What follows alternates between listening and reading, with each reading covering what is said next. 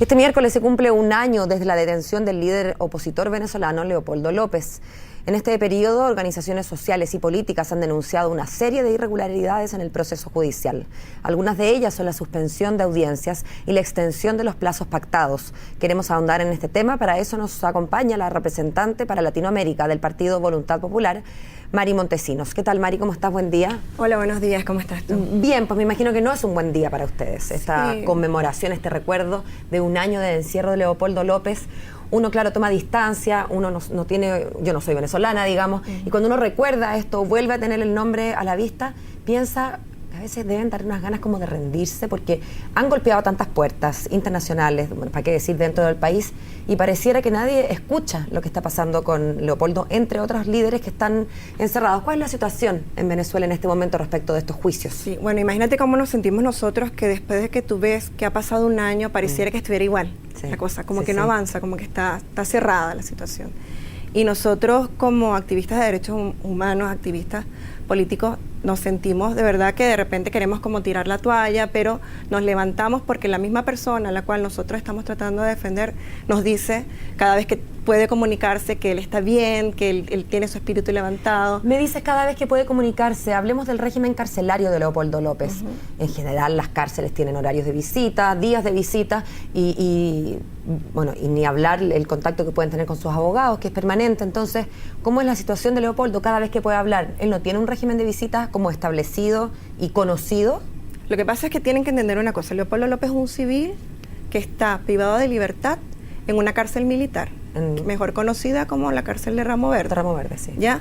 Entonces, él se encuentra en una situación en donde su esposa, Lilian Tintori, y sus hijos lo van a visitar cuando están estos regímenes normales de visita, y de repente le dicen, no, tenemos una orden superior que dice que usted no puede entrar hoy. ¿Por qué? ¿Porque hay un ejercicio militar? ¿Porque hay una actividad dentro de ese recinto? ¿O porque no sí? Dan explicaciones. De hecho, incluso uno de los políticos de acá de Chile, Vieragallo, trató de visitar a Leopoldo y le fue impedida la visita. Incluso un expresidente de Chile trató de visitarle y se le negó la visita en un día normal de visita, como cualquier persona visita a una persona que está privada de libertad.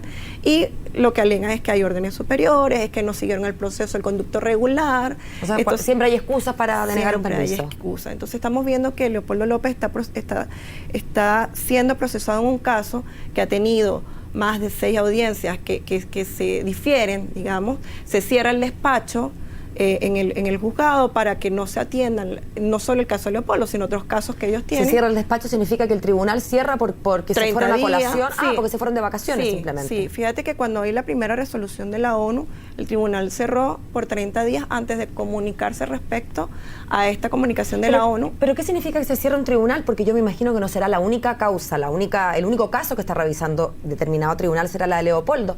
O sea que respecto de todas las otras causas, vayan a esperar porque nosotros tenemos otras cosas que hacer. Sí, exactamente. Cuando tú lo ves a profundidad, tú te das cuenta de que es un caso que no solamente está viciado, sino que también se está tratando de entorpecer.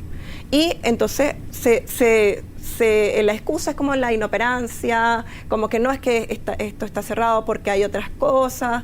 No te dan una razón verdadera. ¿No hay un órgano, Mari, en Venezuela, la Corte Suprema, me imagino, que actúe con alguna independencia o algún magistrado que de repente le haga, no sé, pues que de repente le llame la atención? Un juicio cerrado, un tribunal, es algo que a uno le cuesta imaginarse. Que uno llegue a un juzgado, no, fíjese que estamos 30 días de vacación. Sí, lo que pasa es que tienes que entender que cuando tú vas a las altas instancias de las instituciones venezolanas, casi todos son militantes del PSUV, que es el partido de gobierno. Entonces ahí es cuando nosotros hablamos que las instituciones están secuestradas, porque evidentemente... ¿La Corte Suprema incluida? La Corte Suprema incluida, porque tú los ves a ellos en actos con estandartes que son del partido político del gobierno. Entonces tú te das cuenta que ellos sí tienen una parcialidad hacia cierto punto de vista. Ahora, si es que las instancias al interior de Venezuela parecen no ser conducentes a nada, porque tú dices que se encuentran secuestradas por el poder central, bueno, ¿qué pasa con otras instancias? ¿Qué tienen que decir el sistema interamericano de derechos humanos, la misma Naciones Unidas? ¿Cómo no va a haber a nadie a quien le haga algo de caso el presidente venezolano? Es que sí han habido instancias que se han pronunciado. La ONU se ha pronunciado, Amnistía Internacional también, Human Rights Watch se han pronunciado, y no solamente ellos, sus comisiones, la Comisión para la Tortura sugirió la liberación inmediata no solamente de Leopoldo López, sino de todas las personas que están privadas de libertad de forma arbitraria, y la Comisión también de Derechos Humanos solicitó o recomendó la liberación inmediata de Leopoldo López y otras personas que están privadas de libertad, como el caso de Daniel Ceballos, que era el exalcalde de San Cristóbal. Entonces, ahí es cuando tú te das cuenta que no lo estamos diciendo nosotros. Todas estas instituciones que tienen sus procesos, que tienen sus conductos, ya se han pronunciado. Y sin embargo, en Venezuela se hace oído sordo de todos estos llamados de diferentes instituciones internacionales. Sí, se hace oído sordo. Ellos alegan que no pueden meterse en los asuntos del país. La Corte, digamos, dice que esto no es inadmisible. Digamos, dan como sus razones, pero no están bien fundadas, no están bien justificadas. ¿Tú sientes que no se las juegan, que con estas excusas como de buena crianza respecto a que no, un país soberano, no nos metemos, se hacen un poco los lesos? Sí, exactamente. O sea, lo hacen descaradamente. Tú te das cuenta que cualquier persona que de repente habla bien de lo que está sucediendo en el gobierno, lo aplauden y, por supuesto, esta persona tiene razón. Pero cuando alguien se pronuncia en contra de los intereses del gobierno, inmediatamente a ti te pagaron, tú tienes un problema mental, le ha pasado, incluso le pasó al canciller de Chile, que en un momento determinado se pronunció a favor del diálogo y lo que recibió fueron tablas prácticamente. ¿Está viviendo tu país una dictadura? Mira, tiene todas las características de una dictadura. Entonces, ¿es una dictadura? Es una dictadura. Te lo pregunto, digamos, Sí. pero tú me dices, ¿tiene todas las características de una dictadura? Yo determinantemente lo digo, yo, Mari Montesinos, que nosotros estamos en una dictadura. ¿Y qué van a hacer al respecto, Mari?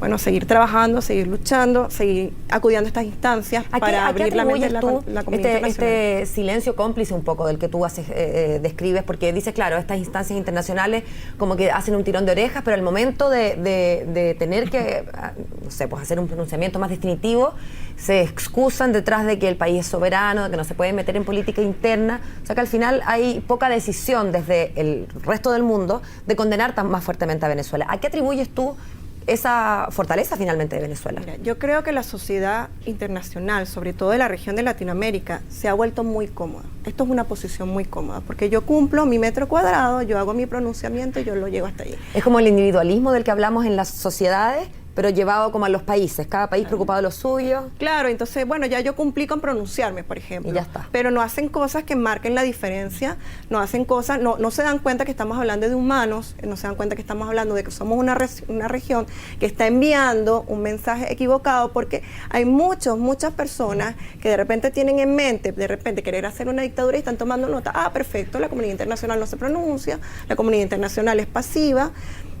Más adelante, porque ningún país está exento de volver a tener una dictadura, yo de repente voy a lanzar mi propia dictadura porque ya yo estoy viendo que las cosas se permiten a la vista, a la luz pública, digamos.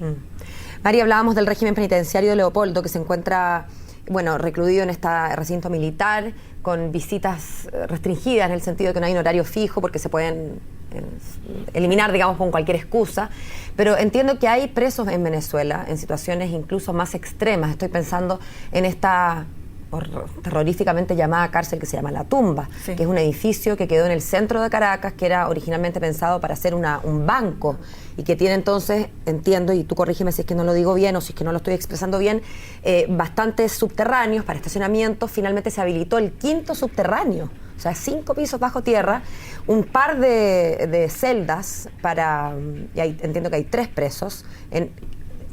Voy en orden. Era un banco, finalmente quedó en manos de la policía política, de la SEBIN, sí, y ahí entonces tienen recluidas a 3 personas en condiciones que ya no son ni propias de una cárcel, digamos, claro, son propias ya de, no sé, de un secuestro. Personas que llevan muchísimos meses sin ver la luz del día, sin respirar aire, que no salen a hacer incluso aquellas medidas que son como básicas para la salud de un recluso, ¿no? Sí. ¿Cuál es la situación de esas personas, de esos 3 hombres? Ok, hay estos 3 casos emblemáticos, ya, que son estos jóvenes que eran activistas de derechos humanos. Entre ellos está Loren Salet, que fue una persona que estuvo en Colombia haciendo activismo de derechos humanos y que Colombia lo deporta prácticamente a Venezuela, ya, y está un compañero de él que cuando se entera que esta persona está siendo detenida, hace un comunicado de prensa, y cuando sale el comunicado de prensa es detenido, ya, y está uno de estos jóvenes, el joven Carrero, que fue una de las personas detenidas cuando se hace el allanamiento a las protestas que estaban fijas al frente de la ONU, ¿no? A la PNUD. Ya, estos 3 casos emblemáticos, se sabe hoy en día que ellos están en el menos 5, en el subterráneo 5, en un espacio que estaba habilitado para hacer la bóveda del banco, se describe esta zona como que está totalmente pintada de blanco. Ellos no saben si es de día, si es de noche. Está la luz prendida durante las 24 horas y el aire acondicionado también. Y el aire acondicionado, se le dan las 3 comidas al mismo tiempo, como para que no sepan cuándo es desayuno, almuerzo, cena, ¿ya? Y tienen muy poco contacto con el exterior, dicho sea con los abogados, con alguno de los padres de estos jóvenes, ¿ya? Y tortura, esta persona es tortura blanca, lo que le llaman ellos la tortura blanca, porque está totalmente pintado de blanco. Obvio. Y ellos han perdido como que la noción del tiempo, están desgastados emocionalmente. De hecho, tienen varios días ya en huelga de hambre porque encuentran que su situación los está volviendo locos prácticamente. Sí, claro. Sí, eso es lo que está ocurriendo en este momento en Plaza Venezuela, en la sede del SEBIN, llamada La Tumba. Apodada La Tumba. Y se llama La Tumba, claro, precisamente por ser subterráneo, ¿no? Claro, y porque exactamente. Es una tumba, ellos están muertos en vida ahí, prácticamente, están enterrados. Volvamos a hablar de esto que tú describías como una conducta como egoísta un poco, que cada país en su metro cuadrado.